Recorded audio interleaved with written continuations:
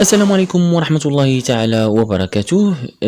في خبر من مصدر من وزارة التربية الوطنية والتكوين المهني والتعليم العالي لموقع لكم، يعني المصدر ديال هذه الأخبار هو موقع لكم المشهور، أنه سيتم يوم غد الجمعة 6 نوفمبر الجاري الإعلان عن مباريات الترشيح لتوظيف أساتذة التعاقد أطر الأكاديميات بتخصيص يصل إلى 15,000 منصب جديد، إلى جانب مناصب الملحقين التربويين وملحقي الاقتصاد والإدارة الذي خصص له 2000 منصب لأول مرة منذ إطلاق مباريات تعاقد سنة 2016. وأوضح المصدر ذاته أنه سيتم نشر إعلان كل أكاديمية جهوية للتربية والتكوين وحاجيتها من حصيص الموارد البشرية من أطر التدريس وأطر الدعم الإداري على مواقعها الرسمية بدءا من مساء يوم غد الجمعة 6 نوفمبر الجاري، على أن تنشر الإعلانات لكل الأكاديمية على حدة يوم السبت 7 نوفمبر الجاري في الصحف الورقية. ومن المنتظر أن يتم توزيع الحصيص من قبل الوزارة لكل أكاديمية جهوية للتربية والتكوين، سيعقبها إعلان نتائج الحركة الانتقالية الوطنية لهيئة التدريس لسنة 2021 وفق إفادات مصدر موقع لكم.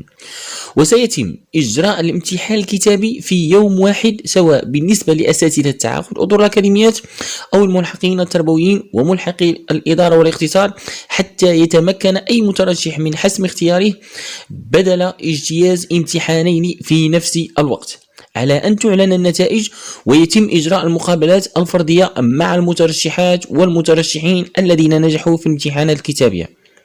وأعيد هنا، سيتم إجراء الامتحان الكتابي في يوم واحد، سواء بالنسبة لأساتذة التعاقد أو الملحقين التربويين وملحقي الإدارة والاقتصاد. يعني ما عندكش الحق أنك تدوز مباراتين، فقط مباراة واحدة، لأنهم يكونوا في نفس الوقت، حتى يتمكن أي مترشح من حسم اختياره بدل اجتياز امتحانين في نفس الوقت. يعني كما سبق وأن قلنا، هذا الأمر منذ أن خرج يعني البلاغ الخاص بذوي الاحتياجات الخاصة، كنا علينا على النقطة هذه وقلنا أنه غادي ما تكونش الإمكانية ديال أنك تدوز في المباراتين معا. وتسابق وزارة التربية الوطنية الزمن من أجل تسريع الإعلان النهائي عن مباريات التوظيف بالتعاقد قبل منتصف دجنبر المقبل، حتى يتسنى للذين تم انتقائهم الخضوع لتكوين مدته 6 أشهر على صعيد المراكز الجهوية للتربية والتكوين وفروعها الإقليمية في الأسلاك التعليمية الثلاث من الابتدائي إلى الثانوي الإعدادي والثانوي التأهيلي. وبنهاية الموسم الدراسي سنة 2020-2021 سيصير عدد أساتذة التعاقد 100,200 أو 2000 إطار للدعم الإداري منذ الشروع فيه عام سنة 2016، أي ما يوازي نحو 40% من أطر قطاع التربية الوطنية. يعني ما يسمى أطر ديال التعاقد، أطر الأكاديميات أو أساتذة التعاقد، يعني ولاو كيشكلوا الآن 40% من أساتذة، مع العلم أنه كاين بزاف ديال الطلبات ديال الأساتذة الرسميين، كنقولوا الأساتذة الرسميين، يعني اللي كيطالبوا بمغادرة طوعية، منهم من أخذ ومنهم من لا زال يطلبها. يعني يجي واحد الوقت غادي يلقاو أن التعليم أصبح فقط بالتعاقد. المهم، هذا هو الخبر اللي عندنا اليوم الخاص بالتعليم وأطر الدعم الإداري والتربوي والاجتماعي. مهم، نتمنى لكم كل التوفيق. غدا ان شاء الله ترقبوا يعني صدور الخبر، لان هنا تنقول خبر موثوق، يعني من جريدة معروفة، يعني إلا وكان هناك فعلا مصدر من وزارة التربية الوطنية أفادهم بالخبر.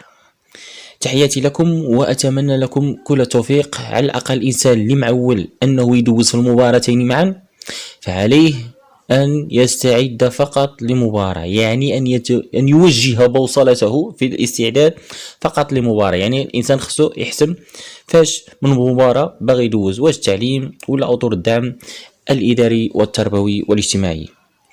تحياتي لكم وأتمنى لكم جميعا كل التوفيق. وسأترك لكم رابط الخاص بهذا الخبر، يعني خاص بهذا المقال، في صندوق الوصف حتى تطلعوا عليه كما هو. تحياتي لكم.